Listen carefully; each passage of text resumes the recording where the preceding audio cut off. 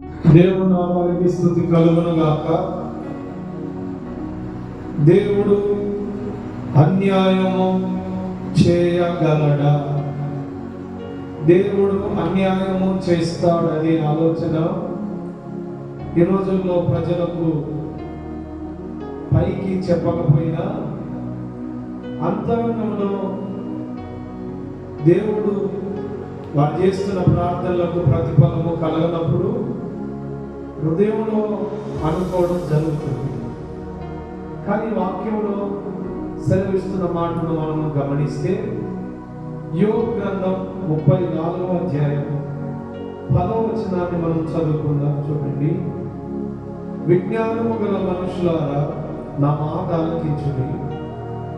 దేవుడు అన్యాయము చేయుట అసంభవము, సర్వశక్తుడు దుష్కార్యము చేయుట అసంభవము. 11వ వచనాలలో చదివితే నరుల క్రియలకు తగినట్లుగా ఫలము ఆయన వారికి ఇచ్చును, అందరికీ వారి వారి మార్గములను బట్టి వారికి ఫలం ఇచ్చును. చూడండి దేవుని పిల్లలారా, దేవుడు ఎన్నడూ కూడా మన జీవితంలో అన్యాయం చేసే దేవుడు కాదు, దుష్కార్యం చేసే దేవుడు కూడా కాదు. ఎందుకంటే అన్యాయం చేయడానికి లోకానికి యేసుక్రీస్తు రాలేదు. యోబు గ్రంథం 34వ వచనంలో చెప్పబడుతున్న మాట ఏంటంటే యోబు జీవితంలో కలిగిన శ్రమలు, యోబు జీవితంలో కలిగిన మరణాలు, యోబు జీవితంలో కలిగిన రోగం, ఇంకా అనేక విషయాలు యోబు జీవితంలో జరిగిన పరిస్థితులను బట్టి దేవుడు నా జీవితంలో అన్యాయము చేసినాడు అని ఆలోచన కలిగి ఉన్నాడు. దేవుడు నా విషయంలో న్యాయము తప్పినాడు అని దేవుని వాక్యము సెలవిస్తుంది. అందుకే దేవుని పిల్లలారా తన స్నేహితుడైన ఎలుగు ఈ మాటలు చెప్తూ అతన్ని బలపరుస్తున్నాడు. దేవుడు అన్యాయం చేయడం అసంభవము, సర్వశక్తుడు దుష్కార్యం చేయడం అసంభవం. మన జీవితాల్లో ఇలాగ పరిస్థితులు మన జీవితంలో కలుగుతున్నప్పుడు మనం అనుకుంటున్న విషయాన్ని దేవుడు కూడా ఎప్పుడు అన్యాయం చేసే దేవుడు కాదు, దుష్కార్యం చేసే దేవుడు కాదు. మనం వాక్యం నుండి చూస్తే నరుల క్రియలకు తగినట్లుగానే మనం ప్రతిఫలాన్ని అనుభవిస్తామని మనం తెలుసుకోవాలి. పైకి భక్తి కలిగిన వారి వలె ఉంటున్నాం, కానీ దేవుడు అంతరంగాన్ని చూసే దేవుడు, అంతరంగాన్ని చూసి ప్రతిఫలం ఇచ్చే దేవుడు. పైకి మనం భక్తిగా నటించినా మన భక్తి అనే ముసుగులో మనము దేవునికి విరోధంగా నడుచుకున్నా మనము భక్తులమని ఫీల్ అయిపోతున్నాం, కానీ క్రియలకు తగినట్లుగానే ప్రతిఫలాన్ని దేవుడు ఇస్తాడు అన్నది వాక్యం. ఒకరోజు అబ్రహాము దేవుని సన్నిధిలో ఉన్నప్పుడు అబ్రహాముతో దేవుడు మాట్లాడుతున్న మాట, అబ్రహామా, ఇదిగో నేను సొదొమ గొమొర్రాలో జనాలు పాపం చేసి నా దృష్టికి అది బహు ఘోరంగా ఉంది, నేను ఆ పట్టణాన్ని నాశనం చేయబోతున్నానని దేవుడు అబ్రహాముతో మాట్లాడినప్పుడు ఆదికాండం 18వ అధ్యాయం 25వ వచనంలో ఉన్న ఆ వార్తలను మనం చదువుకుంటే ఆదికాండం 18వ అధ్యాయం 25వ వచనంలో దేవుడు అబ్రహాము మాట్లాడుతున్న మాటలు అక్కడ ఉంటాయి.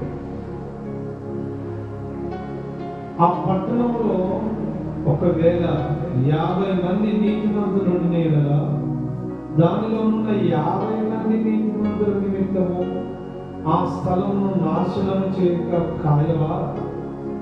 ఆ చొప్పున చేసి దుష్టులతో కూడా నీతిమంతులను చంపుట నీకు దూరమగుగాక.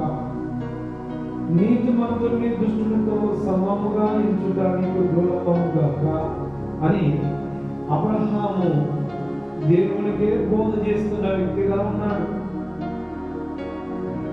సొదొమ పట్టణం అంతా కూడా పాపముతో నిండి ఉంది కాబట్టి పాపాన్ని బట్టి దేవుడు వారికి ప్రతిఫలం ఇస్తున్నప్పుడు అబ్రహాం అంటా ఉన్నాడు ఏమనంటే, దుష్టులతో కూడా నీతిమంతులను నాశనం చేస్తావా ప్రభా అని.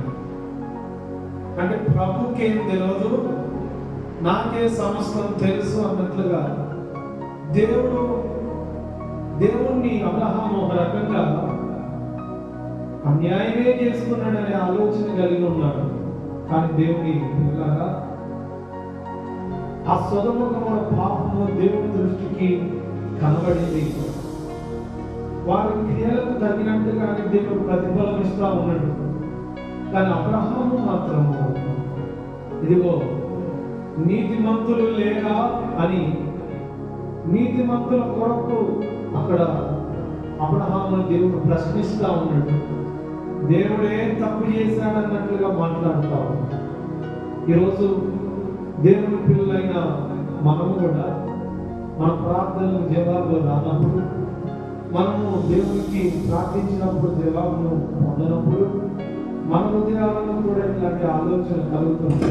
అది ఎంత మాత్రము కలగకూడదు. ఎందుకంటే దేవుడు అన్యాయం చేయటం అసంభవం. రెండో విషయాన్ని మనం గమనిస్తే, బెత్లెహేము నుండి మోయాబుకు వెళ్ళిన ఒక కుటుంబం ఉంది.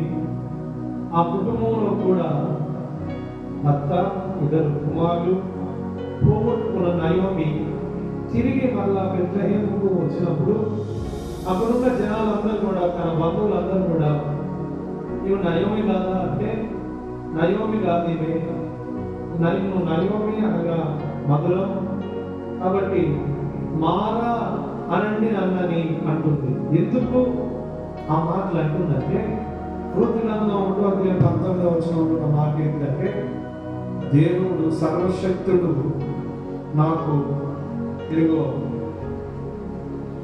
సర్వశక్తుడు నాకు దుఃఖాన్ని కలుగజేశాను గనుక నన్ను నయోమి అనక మారా అనండి, నేను సమృద్ధి గల దాంట్లో వెళితిని, యెహోవా నన్ను వ్యక్తురాలుగా తిరిగి చేశాను అంటూ.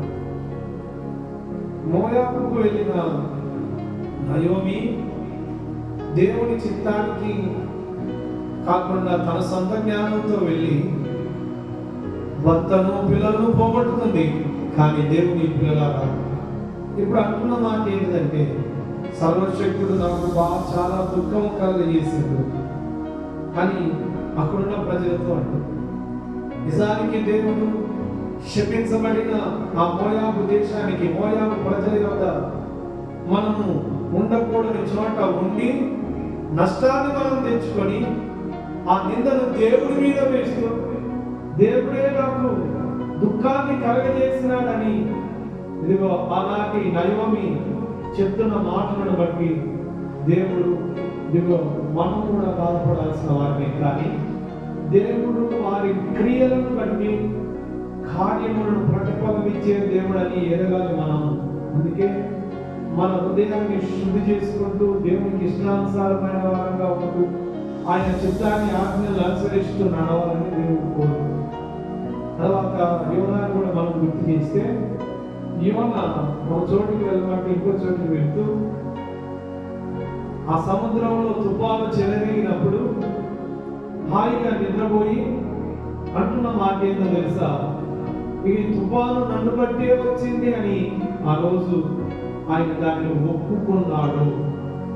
ఒప్పుకొని నెమ్మదిని పొందినట్లుగా దేవుడు వాక్యం సెలవిస్తుంది. కాబట్టి దైవ జనులారా, ప్రజలారా, దేవుడు ఎన్నడూ కూడా అన్యాయం చేయడు. ఒకవేళ నీ జీవితంలో దేవుడు అన్యాయం చేసిందని అనిపిస్తే తన కుమారుని లోకానికి పంపి ఇదిగో పరలోకంలో ఉండకూడని భాగ్యాన్ని విడిచిపెట్టి, పరలోకాన్ని విడిచిపెట్టి భూలోకానికి వచ్చి నీ కొరకు ప్రారంభించడానికి ఆయన మన కొరకు ఈ లోకానికి వచ్చిన దేవుడు నీ జీవితంలో అన్యాయం చేస్తున్న ఆలోచన పక్కన పెట్టి నీ క్రియలకు తగ్గట్టుగా ప్రతిఫలం ఉందని ఎరిగి క్రియలకు నీ క్రియలేమో దేవుని దగ్గర దిద్దుకొని నీ పాపాలను ఒప్పుకొని దేవుని దగ్గర పశ్చాత్తాపడి నీ హృదయాన్ని యేసయ్య వైపు త్రిప్పితే ఈ రోజే మనలా తిరిగి పోగొట్టుకున్న ఆనందాన్ని, నెమ్మదిని, సమాధానాన్ని మీరు పొందుదురుగాక. దేవుడు ఏనాడు అన్యాయం చేయడు. దేవుని మాట దీవించుగాక. ప్రార్థన చేసి మహాగణుడ, మహోన్నతుడా యేసయ్య నీకు వందనాలు.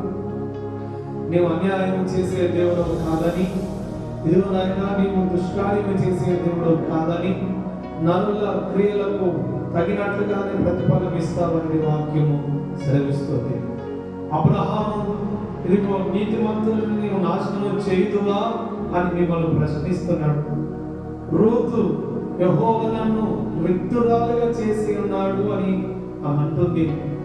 కానీ ఇదిగో యోనా ఈ తుఫాను నన్ను బట్టే వచ్చిందని గ్రహించి ఇదిగో ఓడలో ఉన్న వారికి నెమ్మదిని ఇచ్చినాడు. తండ్రి, అదే రీతిగా మా పాపాలను ఒప్పుకొని మా క్రియలు మేము దిద్దుకుంటే మాకు నెమ్మదిని ఇస్తావని, నువ్వు దుష్కార్యం చేసే దేవుడు కాదని ప్రభా మేము నీ వాక్యం ద్వారా మేము ఎరిగి ఉన్నాం.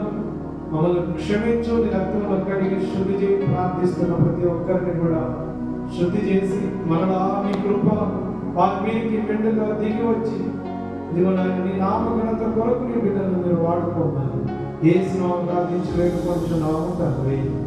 ఆమేన్. ఆమేన్. అందరికీ ప్రైజ్.